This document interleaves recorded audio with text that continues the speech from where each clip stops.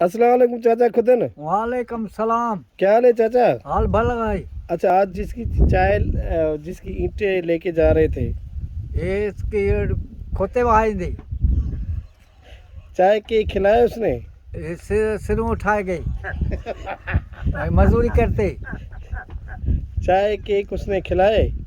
वो रोटी भी खा ले कम वजन है ढोई पुली कर ले। चाय केक उसने दिए? नहीं नहीं चाय नहीं दे। चाय बिस्किट उसने दिए? नहीं दे। और सुना, क्या हाल है तेरा? काम शाम ठीक चल रहा है? भला चल रहा है। अल्लाह आपको खुश रखे। हाँ सेठ सारा भला है, अल्लाह खुश करे से बुधाई। अल्लाह आपको लंबी उम्र दे। अल्लाह सेठ असांजे खे वधाई दो ऐं ॾोकड़ जा भला माण्हू है।